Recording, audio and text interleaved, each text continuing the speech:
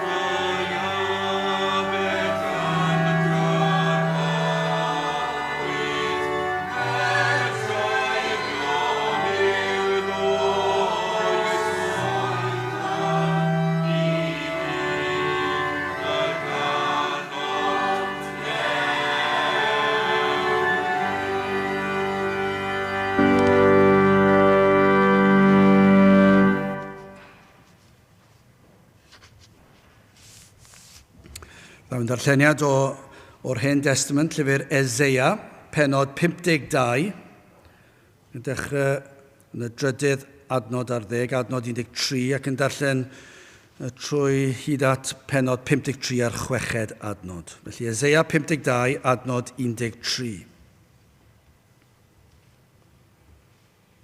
Wele, fy ngwas a lwydda, fe a godir a ddyrchefur ac a fydd uchel iawn.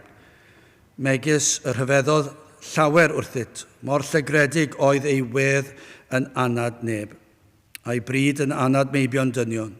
Felly y teinella fe genhedloedd lawer, brenhinoedd a geiant ei genau wrtho canis gwelant yr hyn ni fy negasid iddynt, a deallant yr hyn ni chlywsent. Pwy agredodd i'n hymadrodd, ac i bwy y datguddiwyd braich yr arglwydd. Cyn Eseia dif o'i flaen fel blagurin ac fel gwreiddyn o dir sych, nid oes na ffryd na thegwch iddo, pan edrychom arno, ni bydd pryd fel y dymunem ef. Dirmygedig yw a diystyraf o'r gwir, gŵr gofidus a chynefin a dolir ac yr oedd y megis yn cuddio'n hwynebau oddi wrtho. Dirmygedig oedd ac ni wnaethom gyfrif ohono. Diau efe a gymerth ein gwendid ni, ac a ddig ein doliriau. Eto ni a'i cyfrifiasom ef wedi ei feiddi, ei darog am ddiw a'i gystuddio, ond efe archollwyd am ein cymweddau ni, efe a ddryllwyd am ein hanwireddau ni. Cosbedigaeth ein heddwch ni oedd arno ef, a thrwy ei gleisiau ef yr iachawyd ni. Na ni oll a grwydrasom fel defaid, troesom bawb i'w ffordd ei hun, a'r arglwydd aroddus arno ef ein hanwiredd ni i gyd. Byddai bendydd Duw ar iair sanctaidd ef. Dewch ni nawr ganu emyn rhif 373, cof am y cyfiawn Iesu, y person mwyaf hardd. 373 gyn i sefyll i'w chanu.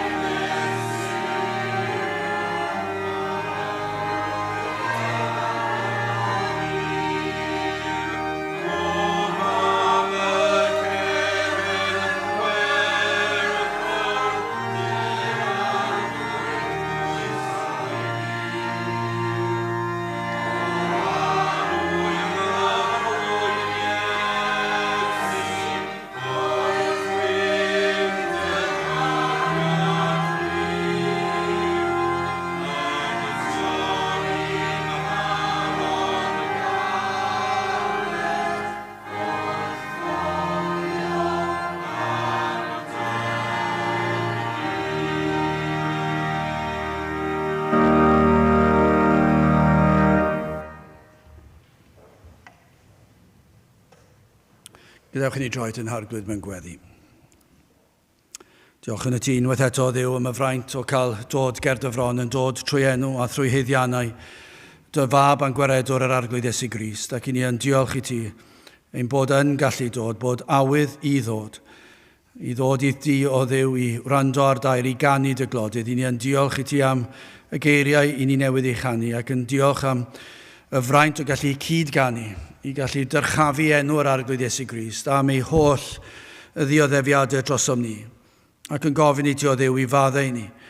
Nad ydyn ni yn diolch i ti fwy, nad ydyn ni'n rhyfeddu at y fath gariad i'r arglwydd Iesu Grist, ddod lawr o'r nef, ac iddo ddod i'r byd yma i fyd mor ofnadw, mor dywyll, mor bechadurus, llawn cysineb, yn cysau'r efengil, yn cysau yr arglwydd Iesu Grist ei hun. Ac eto Dduw yn dod yn ifydd ac yn mynd fel oen i'r lladdfa, o'r fath ddioddefaint. Ac eto Dduw, maddau ni nad ydyn ni'n myfyrio ar yr hyn dioddefodd Crist yn ein lle ni. Fyddwn ni byth yn deall yr holl erchylltra, yr holl boen, yr holl gosbedigaeth dioddefodd hyd yn oed am ein heneidiau ni, heb sôn am heneidiau holl blant. Ac o Dduw, i ni yn gofyn i ti'n helpu ni ddeall rhywfaint, gymaint ac i ni'n gallu tra ar y ddaear yma. Gad i ni i ddeall, i cael rhyw olwg o'r hyn dioddefodd Crist mwyn talu'r pris am ein rhyddid ni. O Dduw, i ni yn gweddio, byddi di yn dod lawr i'n plith. Gymaint o angen sydd yn y dyddiau yma, dyddiau yn dywyll ac yn mynd yn dywyllach bob wythnos, bob sil, bob blwyddyn. I ni'n gweld y sefyllfa mynd yn anoddach, y frwydr yn mynd yn galetach, yr un drwg fel petai'n ennill y frwydr. Ond o Dduw, i ni'n gwybod, yr wyt ti yn Dduw sydd yn holl alluog. Yr wyt ti goriwch y cyfan. Ac o Dduw, dim ond dweud y gair sydd yn rhaid i ti ei wneud. Ac yr wyt ti'n gallu dychwelyd i'n plith. Ac felly ni'n gofyn i ti ddod lawr un plith ni, yma yn ystod yr oedfa hon. I ni yn gofyn i ni deimlo dy fod yma gyda ni. I ni'n gofyn am i bobl ddod i wrando. I ni yn gofyn am i bobl ddod i gredu. I ni'n gofyn y bydd na rai yn gwrando ar y we, ac y bydd na fendydd, ond o Dduw i ni yn gofyn y cawn deimlo dy bresenoldeb, ac y bydd enw'r arglwydd Iesu Grist yn cael ei ddyrchafu. Dyna yw ein dymuniad o Dduw, ac wrth i ni weld ac i brofi dy bresenoldeb, i ni'n gwybod o Dduw, y bydd pobl sydd yn cerdded heibio ar y deilad hon hyd yn oed. Y bydd yr atyniad o waith yr ysbryd glân yn ei denu nhw, bydd yn anorchfygol, na fyddan nhw'n gallu ymwrthod bellach ac yn dod i wrando. Ond o Dduw, i ni yn gofyn y cawn deimlo dy fod yma gyda ni.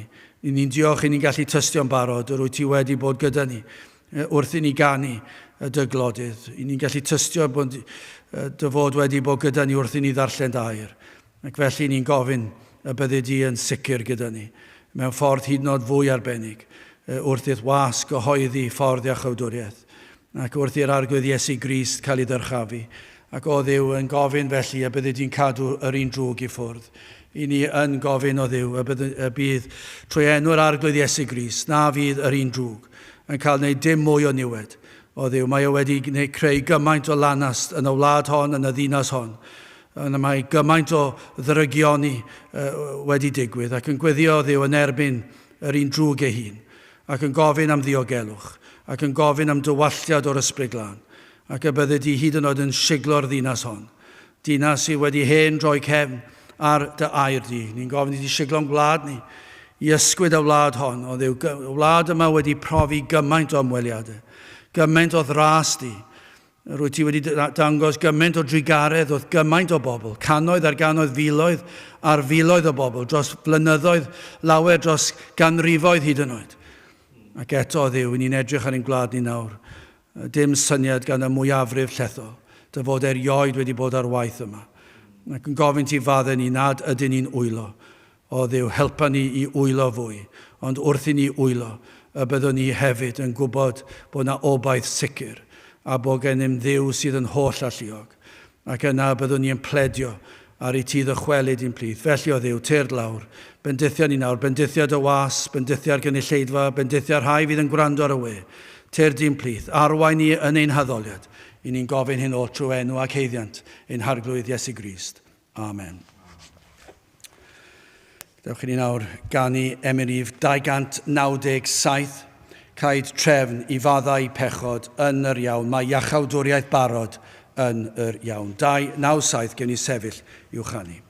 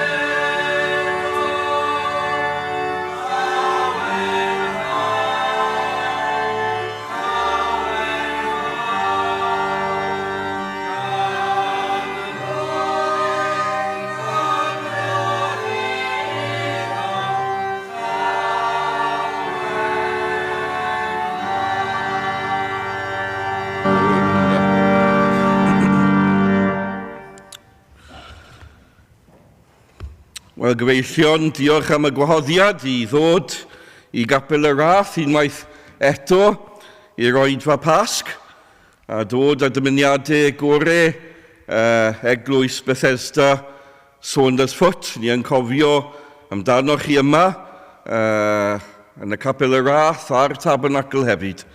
Gyfynwn y bydd yr arglwydd yn dod yn awr trwy ysbryd i'n helpu ni wrth I ni ystyried yr efengil yma hyn o unwaith eto. Wi am droi at Eseia 52. Eseia 52 ac yn nodau 13 I 15. Ni'n tueddol efallu yn hofio yr anodau mawr wrth I ni ddarllen Eseia 53, ond mae'r can fan hyn yn dechrau yn Eseia 52. Ac mae'r adnodau ar ddiwedd benod 52 yn rhyw cyflwyniad i'r hyn ni'n cael yn Eseia 53. Ac felly, wi am ystyried yr hyn mae gan y proffwyd Eseia I ddweud yn adnod 13-15 o Eseia 52. Nawr, dim amheuaeth wrth gwrs bod Eseia fan hyn yn sôn am yr arglwydd Iesu Grist. Mae eisiau ni I bwysleisio hynny. Mae Eseia 53 yn sôn am y gwas dioddefus a'r cwestiwn wrth gwrs yw pwy yw y gwas. Ac mae'r ateb yn glir o'r Testament Newydd, mae'r arglwydd Iesu Grist yw y gwas. Yn yr 8 benod o lyfr yr Actau, ni'n cael yr hanes am dyn o Ethiopia, unig o Ethiopia, yn dychwelyd I wlad wedi bod yn Jerusalem, ac mae Philip yn agosau ato, ac mae'r Ethiop yn darllen o Eseia 53. Ac mae Philip yn gofyn cwestiwn iddo. Chi'n deall? Be chi'n darllen? Chi'n deall y penod? Ac mae'r Ethiop yn dweud yn ôl, wel nadw. Ac oedd na un cwestiwn ar feddwl yr einig. Oedd na un cwestiwn am bwy y mae Eseia yn sôn amdano I hun neu am rhywun arall. Felly dyna'r cwestiwn oedd ganddo. Oedd e ddim yn deall y benod oherwydd oedd e ddim yn gwybod am bwy oedd y gwas. O Philip, beth mae Philip yn neud? Gan ddechrau gyda'r adnod oedd e'n darllen, mae'n pregethu'r arglwydd Iesu. Ac felly mae'r Testament Newydd yn dweud I ni mae'r arglwydd Iesu yw testun Eseia 52-53, mae fe yw y gwas dioddefus.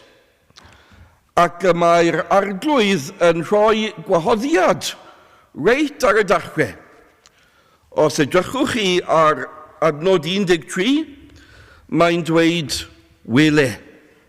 Wele. A dyna yr hyn mae eisiau ni wneud hyn o. Wele fy ngwas. Drychwch. Drychwch. Cymerwch sylw nawr. Syllwch arno. Mae'r arglwydd am I ni I edrych ar yr arglwydd Iesu Grist. Wele. Ac mae'n iwso'r gair wele oherwydd wrth iwso'r gair wele, mae'n tynnu sylw ni at rhywbeth anghyffredin. Ni ddim yn gweud, wel, wele gadur, wele bwrdd, wele flodau, na mae hwnna'n od, mae nhw'n pethau cyffredin. Ond wele fy ngwas, mae yna rhywbeth arbennig am y gwas yma. Mae yna rhywbeth hynod am y gwas yma, sydd werth I ni feddwl amdano. Mae werth I ni hyn o I ystyried unwaith eto yr arglwydd Iesu Grist. Dim well testun, dim well berson I ni ystyried hyn o na pherson yr arglwydd Iesu Grist. Ni wedi canu yn yr ail emyn y person mwyaf hardd, y person mwyaf brydferth. Mae'n sefydd allan, mae'n unigryw, os edrych naf i'r dwyrain draw, os edrych naf i'r de ymlith a fi, neu yntau ddawd, oes debyg iddo fe, mae'n unigryw. Sdim neb yn fwy na fe. Yr arglwydd Iesu Grist, o syllwch arno, drechwch, ystyriwch yr arglwydd Iesu heno. Ac mae'r gair wele hefyd yn sôn am y gwerth mae Duw y Tad yn rhoi arno. Chi'n clywed y Tad yn yr adnod? Chi'n clywed y Tad yn dweud, wele fy ngwas. A'r Tad yn, mae'n ymyfrydu. O, wi am i chi ystyried fy mab, wi am i chi ystyried fy ngwas. Dyma un ar wy fi yn ymyfrydu ynddo. Fe yw fy nyleiti o dragwyddoldeb. A wi am i chi ystyried ac i ymyfrydu ynddo hefyd.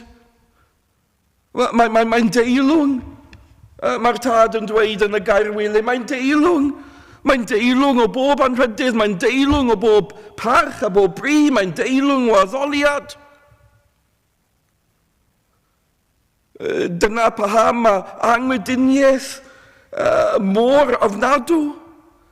Dyna paham mae angwydiniaeth mor difrifol. Dyw bobl ddim yn ystyried un sydd yn deilwng o bob mawl. Mae pobl yn rhoi i bryd ar pethau a phobl sydd ddim yn deilwng o gwbl o unrhyw fawl, o unrhyw anrhydydd, o unrhyw parch, o unrhyw bri. Ond yr arglwydd Iesu, mae'n deilwng. Mae'n deilwng i ni hyn o i edrych arno, a'i anrhydeddu, a'i addoli, a phlygu ein gliniau iddo. Mae'n deilwng i ni i'w garief, a'n holl galon, a'n holl enaid, a'n holl nerth. Wele fy ngwas. Wele fy ngwas. Nawr mae'r adnodau yn dweud i ni tair peth am tri pheth am y gwas yma. A ni am ystyried y tri pheth. Yn gyntaf, mae'n sôn am lwyddiant y gwas. Na lle i ddechrau. Mae gyda fi rhyw habit, os wi yn darllen llyfr, wy'n troi'r tudalen ola i weld beth yw'r awcam. Cyn darllen y llyfr, wi eisiau gweld os mae'n happy ever after. A bob tro wy'n darllen rhyw llyfr, wi eisiau gweld beth sy'n digwydd. Wel, mae Duw fan hyn yn dweud, wi am i chi wybod rhywbeth am y gwas. Cyn i ni ystyried i ddioddefaint, cyn i ni ystyried y groes, cyn i ni ystyried dim byd arall amdano, wi am i chi wybod bod y gwas yma wedi llwyddo. A bydd y gwas yn llwyddo. Mae Duw fan hyn yn dweud, wel, wele fy ngwas, gwas, wi wedi rhoi gwaith iddo i wneud. Wedi rhoi rhyw waith arbennig i mab i wneud. Wedi rhoi rhyw waith arbennig i'r gwas mae i gyflawni. Cyn llunio'r byd, rhoddodd Duw y Tad pobl i'r mab. Llu o bobl, merdd o bobl. A cymerodd yr arglwydd Iesu Grist cyfrifoldeb amdanynt. A dywedodd Duw, wel, bydd angen i ti i brynu ei neidiau nhw. Oherwydd percheduriad yw nhw. Rai sydd wedi gwrthryfela, rai sydd wedi torri y ddefd, rai sydd wedi mynd ar goll, bydd eisiau i ti i gymryd cyfrifoldeb drostynt i'w achub nhw, i'w gwaredu nhw, i'w cymodi nhw a Duw, a dod â nhw yn ddiogel i'r gogoniant. A bydd y gwaith yma, bydd yn waith enfawr. Dim ond ti, alle cyflawni'r gwaith, neb arall. Ac arglwydd Iesu yn dweud, o ie, diolch. Diolch am roi y bobl mae mi. A na i sefyll drostynt. O ie, na i dod i'r byd. Na i fod yn waredwr.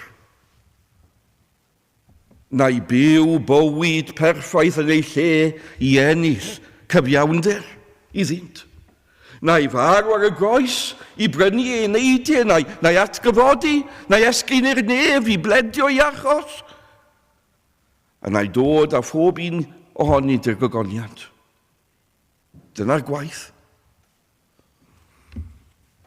Ac fan hyn mae'r proffwyd yn dweud, wele fy ngwas a lwydda.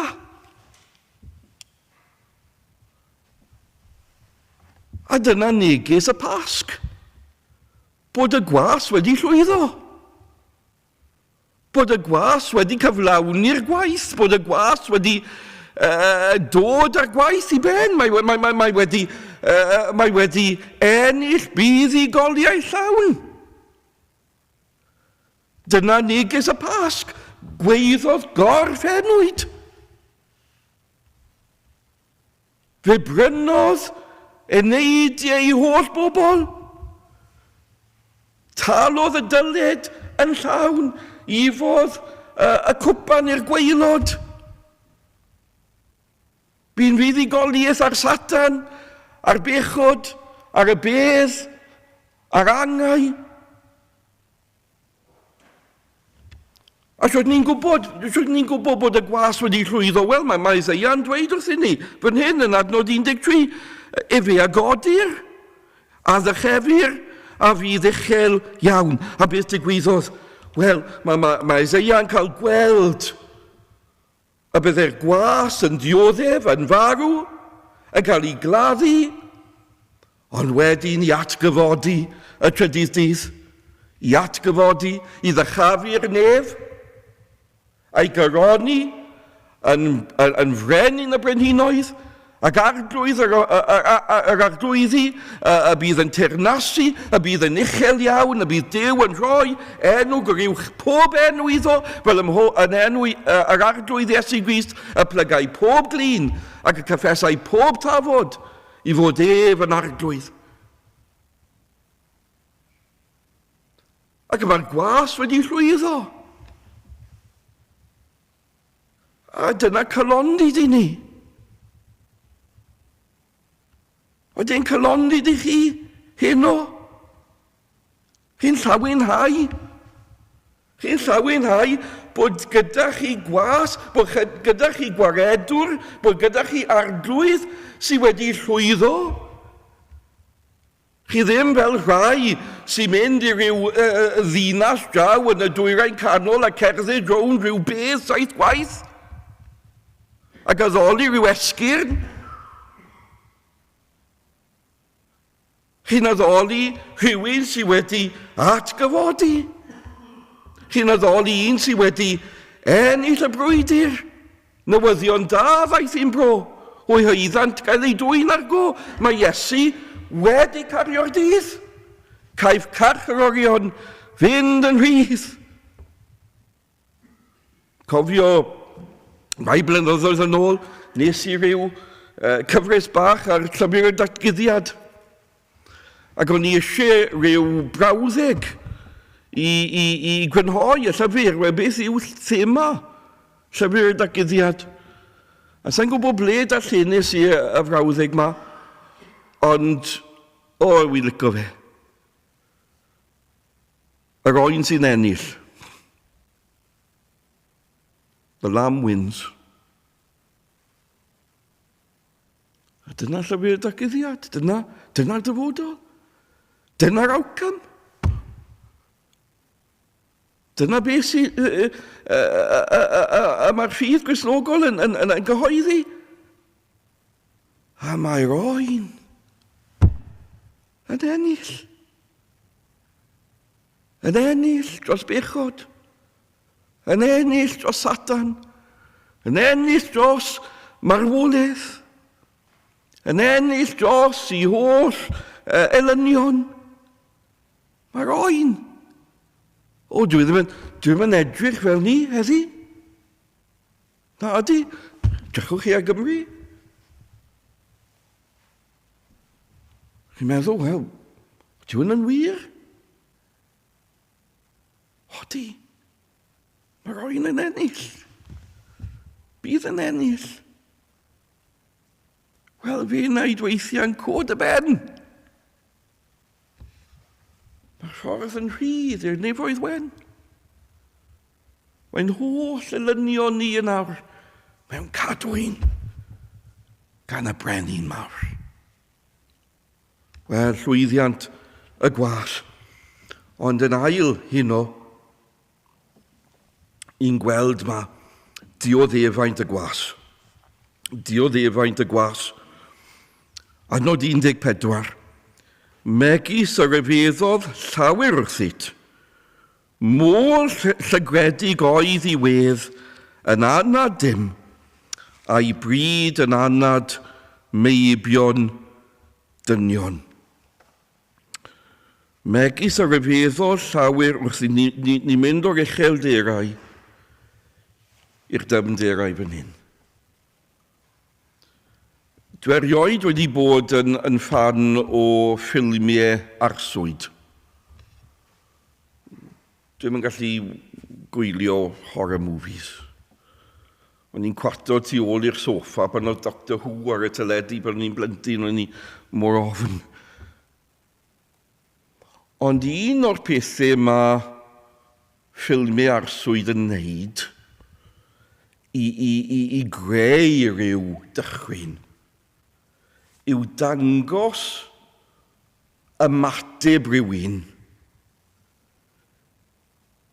I rhywbeth maen nhw'n gweld. Chi'n yn gweld yr arswyd, ond chi'n gweld ymateb rhywun, chi'n gweld wyneb rhywun yn llawn dychwyn, yn llawn ofn. A dyma beth mae Eseia yn dweud, weli, mae'n dweud, megis y rhyfeddodd llawer wrthyt. A'r gair rhyfeddodd fyna, mae'n meddwl,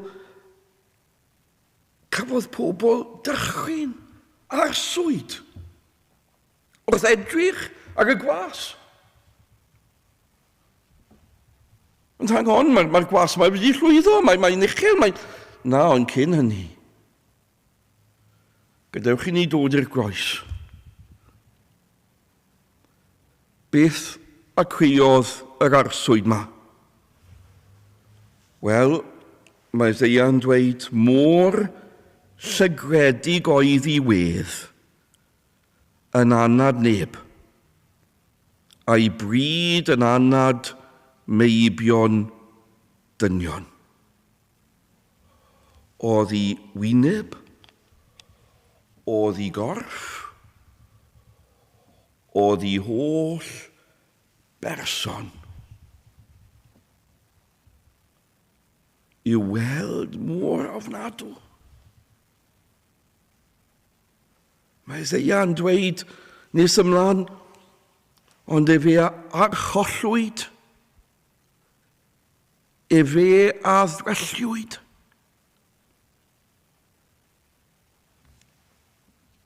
A'i wedd, I wyneb, I gorff, I ffurf,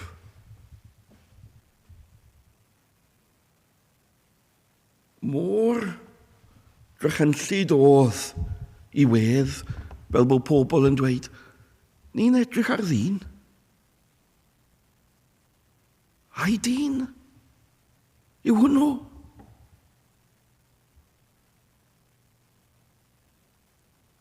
Na mae eisiau gofyn wrth gwrs, wel, beth cweiwyd? Hyn I gyd pam? Pam? Ni'n darllen bod I wedd môr llygwedig. Yn anad, neb, y mwy na neb arall, erioed. A'i bryd yn anad, meibion dynio, pam? Wel, mae rai yn dweud, wel, y groeshoeliad. Wrth gwrs, y groeshoeliad. Oedd ein ffordd ofnadwy I ddioddef, oedd o hongian ar groes, a hoelion yn y dwylog, yn y draed, a dioddef. Dioddef, poenau ofnadw. Croeshoeliad a gweodd hyn? Wel, na, cafodd eraill I groeshoelio. A dioddef dyddiau ar groes.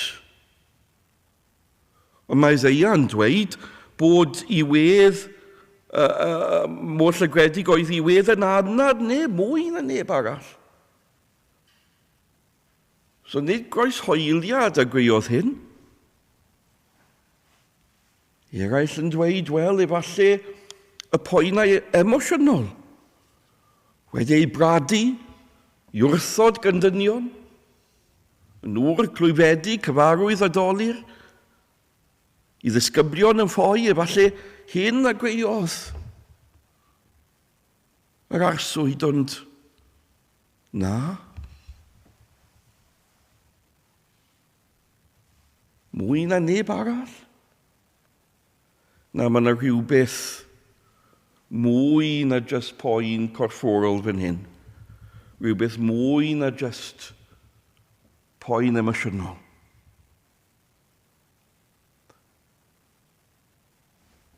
Beth creodd yr arswyn ni'n gweld fan hyn yn adnod 14. Wel, gyfeillion ni'n dod I ganol y groes.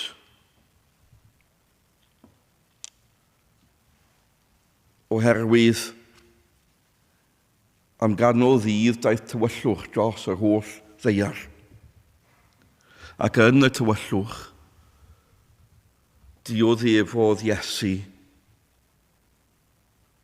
poenau ysbrydol.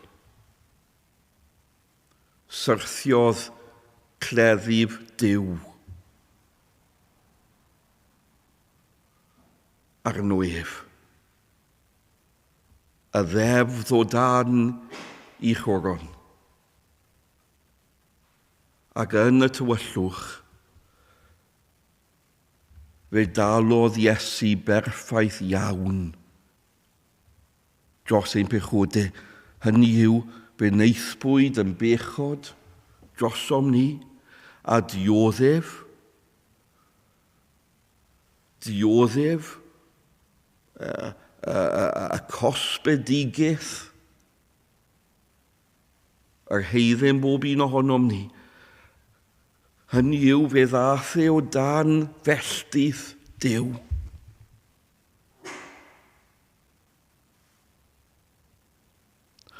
A beth oedd yr effaith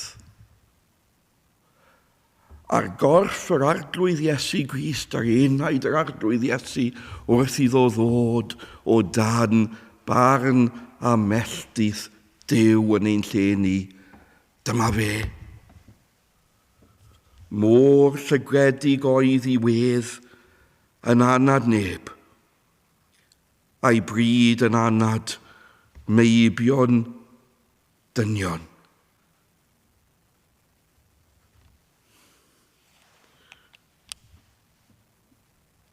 Yna rhyw emyn gan Sanci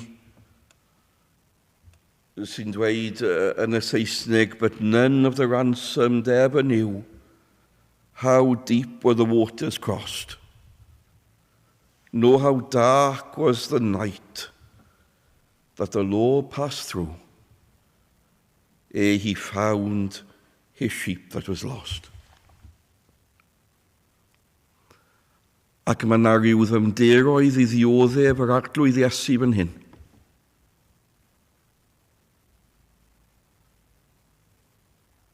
Dymderoedd o ddioddefaint,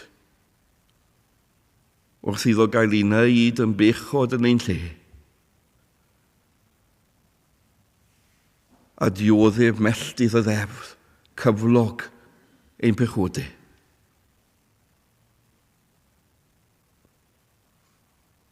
A chyfeillion, wi am gweud rhywbeth I chi o'r adnod hon, rhyw application.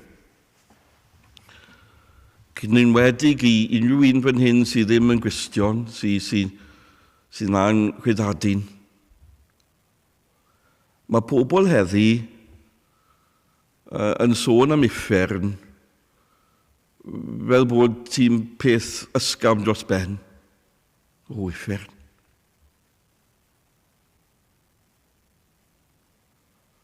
Ond mae'r Beibl yn dweud y bydd pob un sydd ddim wedi credu yn yr arglwydd Iesu yn wynebu uffern wedi marwolaeth. Ac efallai chi yn gweud wel na fe. Ond chi eisiau gweld darlun o rhywun o dan y felldydd. Chi eisiau gwybod beth yw hi fod o dan felldydd Duw? A dioddef o dan felldydd Duw I fod yn enaid melltigedig? Dyma fe.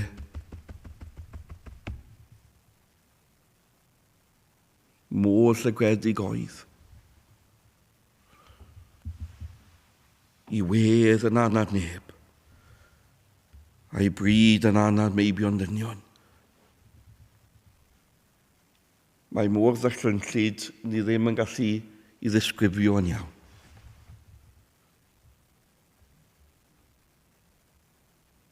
Chi'n eisiau fod o dan felldydd Duw. Os chi ddim wedi credu, mi eisiau chi ffoi hyn o at y groes.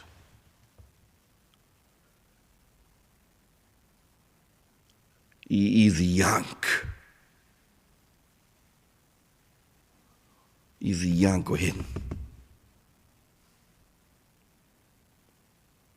Wel, llwyddiant y gwas. Dioddefaint y gwas, ond y bendith mae'r gwas yn rhoi. Adnod 15. Felly y teunella I fe genhedloedd lawer, brenhinoedd a geiant ei genau, wrth o ef can I sgwelant ar hyn ni fynegasu diddynt a diallant ar hyn ni chliwsent. Ac ni'n cael gweld I achawdwriaeth fan hyn beth bydd effaith y groes, felly beth bydd effaith I ddioddefaint, beth bydd effaith y taliad. Wel, fe a teunella genhedloedd. Nawr, yn y gair teunellu, ni'n gweld golchi. Dyna beth mae'n meddwl, golchi. Ac ni'n dod fan hyn I weld, wel, beth yw ein cyflwr ni? Wel, ein cyflwr ni yw hyn, bod ni'n brwnt, bod angen I ni cael ein golchi o'n pechodau. Mae angen I un golchi ni o frent ni ein pechod. Ac, wel, sydd allai fod yn lan, sydd allai cael fy ngolchi o'r brent ni ma. Mae gyda fi calon brwnt a meddwl brwnt a enaid, corff, ewyllus brwnt. Sydd allai fod yn lan ateb, cred yn yr arglwydd Iesu. Dewch at y groes oherwydd trwy y groes. Mae Duw wedi agor ffordd i chi heno, cael eich golchi yn lan o'ch pechodau. Hynny yw, trwy y groes yma i maddeuant.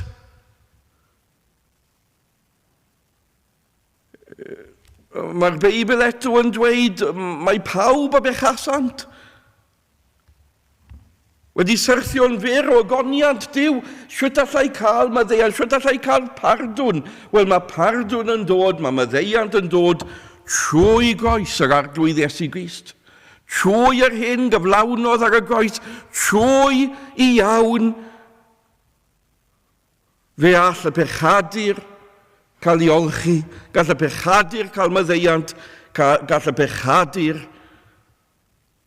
bod yn lan.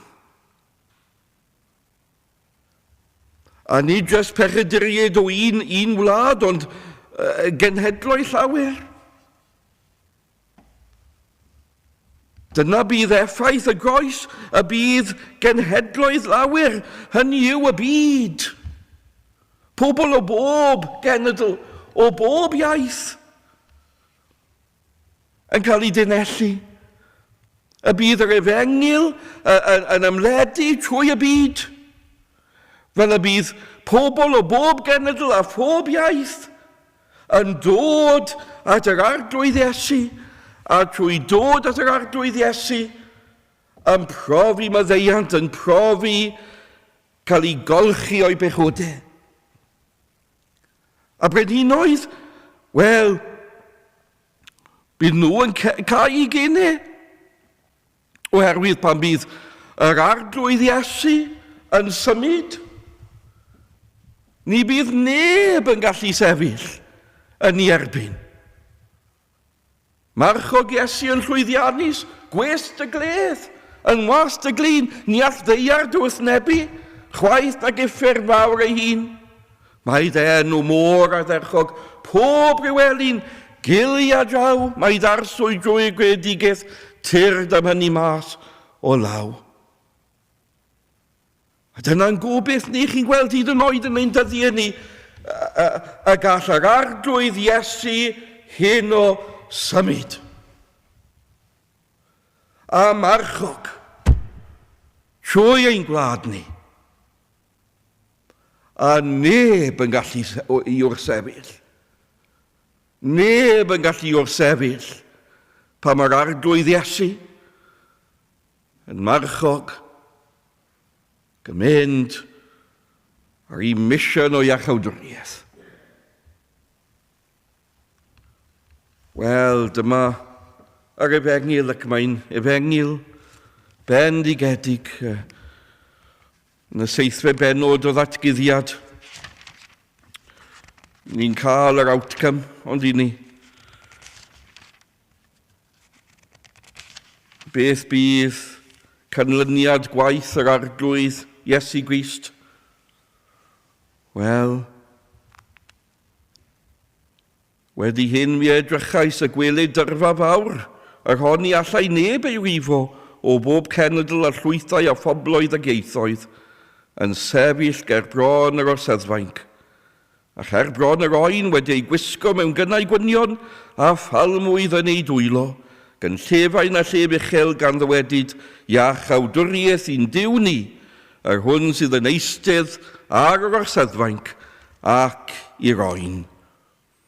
Gwedi'n un o'r hyniried yn gofyn, pwy yw yr ein sydd wedi ei gwisgo mewn gynnau gwynion? Go be baled eithant. Cymia dywedais wrth wef arglwydd tua wythos.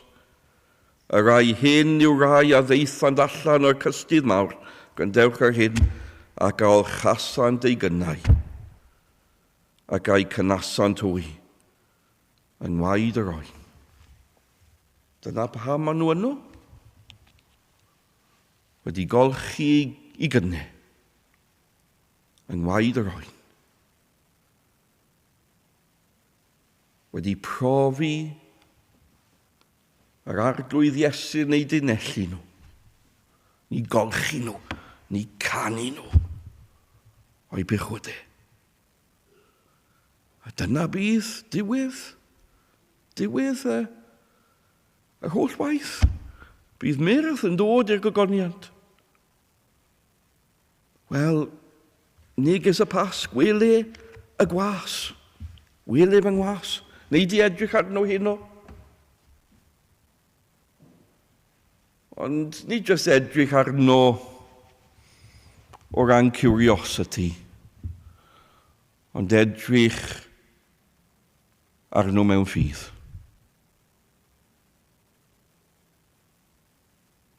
Edrych ar y person mwyaf hardd. Yr un a ddioddefodd dros bechaduriaid ar y groes.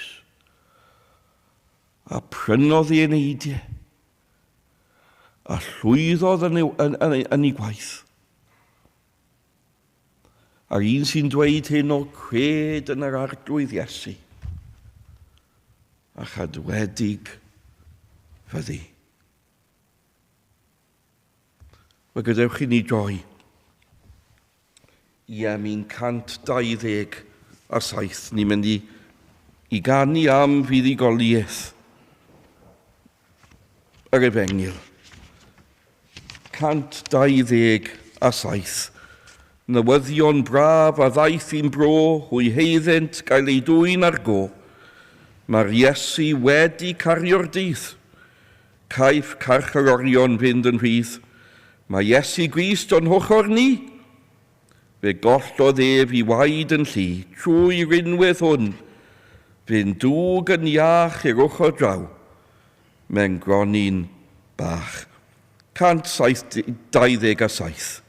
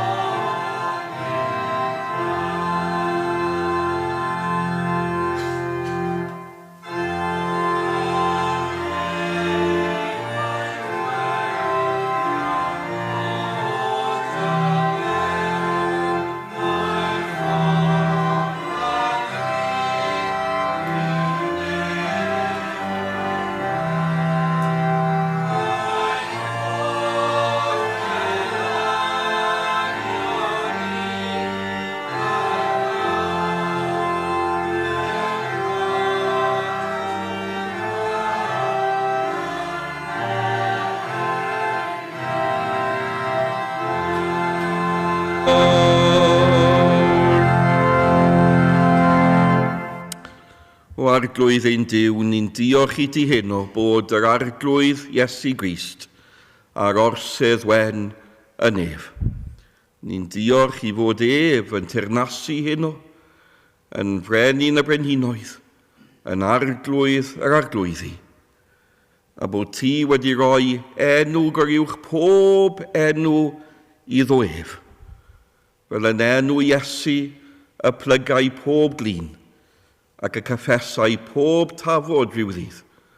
Mae Iesu Grist yw'r arglwydd. Ni'n diolch ein tad am ein hiachawdwriaeth ni.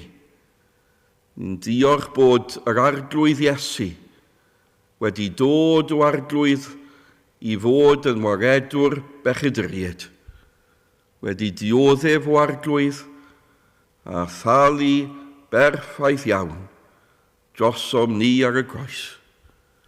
Ni'n diolch bod e wedi llwyddo yn ei waith. Ac o arglwydd gweddiwn y Pasg hwn, y bydd mwy o arglwydd o ddynion, gwragedd, bechgyn, merched, yn dod at o ef, yn plygu'r glin, ac yn ei dderbyn ef, yn arglwydd ac yn waredwr i bywydau. O arglwydd, bydd dregarog wrth ein gwlad, bydd dregarog o arglwydd wrth yr eglwys hon y Pasg hwn. Bendithiau'r gwaith yw ein gweddi ni. Gynawr o arglwydd bydded i ras ein harglwydd Iesu Grist, a chariad Duw y Tad, a chymdeithas yr ysbryd glân, i aros gyda ni, o'r awr hon hyd yn oes oesoedd. Amen.